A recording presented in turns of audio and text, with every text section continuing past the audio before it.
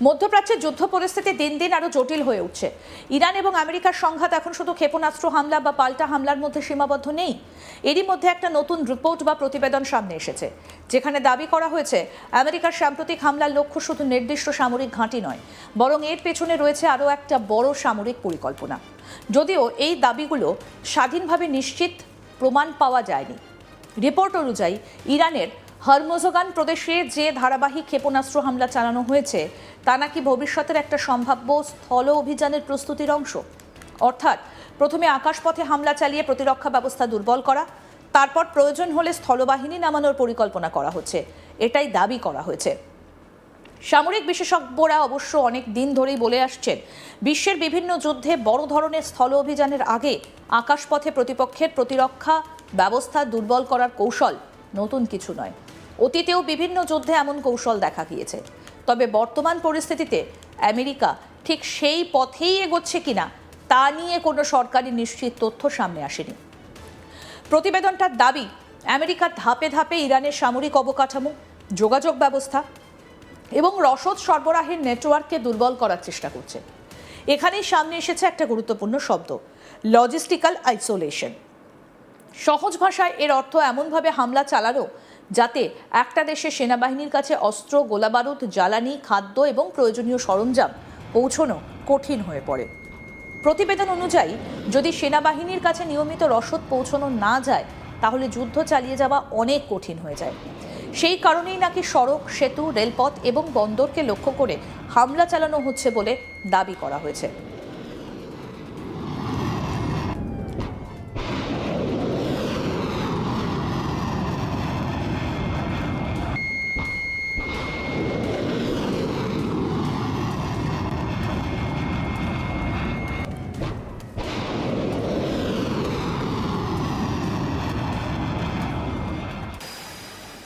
এই প্রতিবেদনে বিশেষভাবে উল্লেখ করা হয়েছে ইরানের অন্যতম গুরুত্বপূর্ণ বন্দর আব্বাসের কথা, বন্দর আব্বাসের কথা।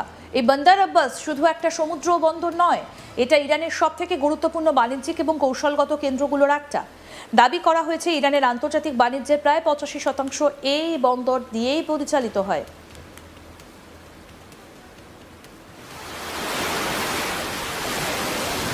তবে শুধু বাণিজ্য নয়, দেশের বিভিন্ন সামরিক ঘাঁটিতে অস্ত্র, জ্বালানি, খাদ্য এবং অন্যান্য সামরিক সরঞ্জাম পাঠানোর ক্ষেত্রেও এই বন্দরের ভূমিকা অত্যন্ত গুরুত্বপূর্ণ। প্রতিবেদনটার দাবি, আমেরিকার পরিকল্পনা হলো বন্দর আব্বাসকে দেশের অন্যান্য অংশ থেকে কার্যত বিচ্ছিন্ন করে দেওয়া। অর্থাৎ বন্দরটা যদি দেশের ভেতরের সড়ক এবং রেল যোগাযোগ হারায় তাহলে সেখান থেকে সামরিক সরঞ্জাম দেশের বিভিন্ন প্রান্তে পাঠানো কঠিন হয়ে পড়বে। তবে এই দাবিরও স্বাধীনভাবে কোনো সরকারি বা আন্তর্জাতিক নিশ্চিতকরণ পাওয়া যায়নি। এই প্রতিবেদনটিতে আরও বলা হয়েছে, হরমোজগান প্রদেশের একাধিক গুরুত্বপূর্ণ যোগাযোগ ব্যবস্থাকে লক্ষ্য করে হামলা চালানো হয়েছে। এর মধ্যে রয়েছে একটা গুরুত্বপূর্ণ টানেল যার নাম শহীদ মির্জাই টানেল। আরও দাবি করা হয়েছে এই টানেলের দুই দিকেই হামলা চালানো হয়েছে, যার ফলে সেটা ব্যবহারের অযোগ্য হয়ে পড়েছে। এই টানেলটা নাকি বন্দর আব্বাসকে উত্তর ইরানের সঙ্গে যুক্ত করার অন্যতম প্রধান পথ ছিল। যদি এই দাবি সত্যি হয় তাহলে ওই অঞ্চলের যোগাযোগ ব্যবস্থায় বড় ধরনের প্রভাব পড়তে পারে। এছাড়াও প্রতিবেদনে বলা হয়েছে সুর নদীর ওপর তৈরি একটা গুরুত্বপূর্ণ সেতু ও ক্ষেপণাস্ত্র হামলায় ধ্বংস হয়েছে বলে দাবি করা হয়েছে। এর ফলে পূর্বাঞ্চলের সঙ্গে বন্দর আব্বাসের যোগাযোগ ব্যাহত হতে পারে বলেও রিপোর্টে উল্লেখ রয়েছে। আরও দাবি করা হয়েছে রাজধানী তেহরানের দিকে যাওয়া গুরুত্বপূর্ণ মহাসড়ক এবং রেলপথের কয়েকটা সেতুও হামলার লক্ষ্য হয়েছে। যদিও এই তথ্যগুলোর কোনোটাই এখনও আন্তর্জাতিকভাবে স্বাধীন সূত্রে নিশ্চিত হয়নি। প্রতিবেদনটিতে বন্দর খামির এলাকার কথাও উল্লেখ করা হয়েছে। সেখানে একটা গুরুত্বপূর্ণ রেল স্টেশন এবং কয়েকটা রেল সেতু ক্ষতিগ্রস্ত হয়েছে বলে দাবি করা হয়েছে। একই সঙ্গে মিনাব এবং রুদানকে সংযুক্ত করা দুটো বড় সেতুও ধ্বংস করা হয়েছে বলে প্রতিবেদনে বলা হয়েছে। যদি এই তথ্য সত্যি হয় তাহলে উপকূলীয় অঞ্চলের সঙ্গে দেশের অভ্যন্তরের যোগাযোগ আরও কঠিন হয়ে পড়তে পারে। প্রতিবেদন অনুযায়ী একটা গুরুত্বপূর্ণ রেল স্টেশনে এতটাই ব্যাপক হামলা হয়েছে যে রেলপথে সেনাবাহিনীর রসদ সরবরাহ কার্যত বন্ধ হয়ে গেছে। তবে এখানেও মনে রাখা প্রয়োজন, এই দাবির স্বাধীন যাচাই এখনও সম্ভব হয়নি। এর পাশাপাশি সামনে এসেছে আরও একটা গুরুত্বপূর্ণ দাবি। প্রতিবেদন বলছে জাস্ক এলাকায় অবস্থিত একটা ওয়াটার ডিসালিনেশন প্ল্যান্ট ধ্বংস করা হয়েছে। ডিসালিনেশন প্ল্যান্ট হলো এমন একটা ব্যবস্থা যেখানে সমুদ্রের নোনতা জলকে বিশুদ্ধ করে পানীয় জলে পরিণত করা হয়। মধ্যপ্রাচ্যের অনেক উপকূলীয় অঞ্চলে এই ধরনের প্ল্যান্টের ওপরই মানুষের পানীয় জলের বড় অংশ নির্ভর করে। দাবি করা হয়েছে এই প্ল্যান্ট ক্ষতিগ্রস্ত হওয়ায় উপকূলীয় গ্রাম এবং কিছু সামরিক ঘাঁটিতে পানীয় জলের সংকট তৈরি হতে পারে। এই প্রতিবেদনে আরও বলা হয়েছে সিরিক এবং কেশম দ্বীপের বিদ্যুৎ কেন্দ্রগুলোতেও হামলা হয়েছে। এর ফলে ওই এলাকায় বিদ্যুৎ পরিষেবা ব্যাহত হয়েছে বলেও দাবি করা হয়েছে। তবে এসব দাবির সত্যতা এখনও স্বাধীনভাবে যাচাই করা যায়নি। আরও একটা গুরুত্বপূর্ণ দাবি করা হয়েছে চাবাহারকে ঘিরে। প্রতিবেদন অনুযায়ী ওমান উপসাগরের উপকূলে অবস্থিত একটা পর্যবেক্ষণ টাওয়ার, যাকে ইরানের সমুদ্র নজরদারির গুরুত্বপূর্ণ অংশ হিসেবে বর্ণনা করা হয়েছে, সেটাও আগেই ধ্বংস করা হয়েছিল। দাবি করা হয়েছে এর ফলে সমুদ্রে যুদ্ধজাহাজের গতিবিধি পর্যবেক্ষণের ক্ষেত্রে ইরানের সক্ষমতা কমে যেতে পারে। যদিও এই বিষয়ে কোনো আনুষ্ঠানিক আন্তর্জাতিক নিশ্চিত তথ্য সামনে আসেনি। বিশেষজ্ঞদের মতে আধুনিক যুদ্ধে শুধু সেনাঘাঁটি নয়, যোগাযোগ ব্যবস্থা, বিদ্যুৎ কেন্দ্র, বন্দর, রেলপথ এবং জল সরবরাহ ব্যবস্থাও কৌশলগতভাবে অত্যন্ত গুরুত্বপূর্ণ, কারণ এগুলোর উপরে নির্ভর করে একটা দেশের সামরিক এবং বেসামরিক কার্যক্রম।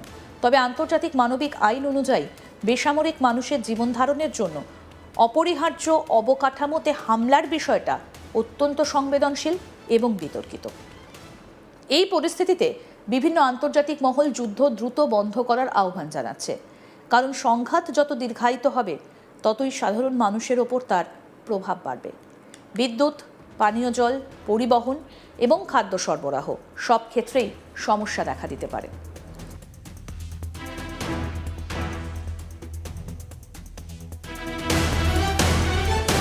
বিশেষ করে আন্তর্জাতিক বাজারেও তার প্রভাব পড়তে পারে।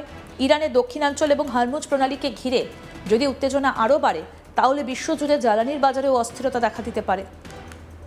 তবে এই মুহূর্তে দাঁড়িয়ে সবথেকে গুরুত্বপূর্ণ বিষয় হলো এই প্রতিবেদনে করা একাধিক দাবি এখনও স্বাধীনভাবে নিশ্চিত হয়নি। যুক্তরাষ্ট্রের পক্ষ থেকেও এই নির্দিষ্ট অভিযোগগুলোর বিষয়ে বিস্তারিত কোনো সরকারি প্রতিক্রিয়া প্রকাশ করা হয়নি। ফলে যুদ্ধক্ষেত্রের বাস্তব পরিস্থিতি নিয়ে এখনও ধোঁয়াশা রয়েছে।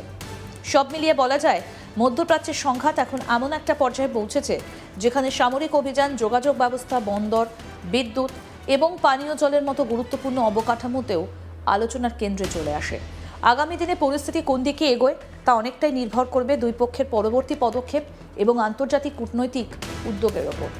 গোটা বিশ্বের নজর এখন মধ্যপ্রাচ্যের দিকে, কারণ এই সংঘাতের প্রতিটা নতুন ঘটনা শুধু ওই অঞ্চলে নয়, বিশ্ব রাজনীতি, জ্বালানি বাজার এবং আন্তর্জাতিক নিরাপত্তার ওপরও বড় প্রভাব ফেলতে পারে।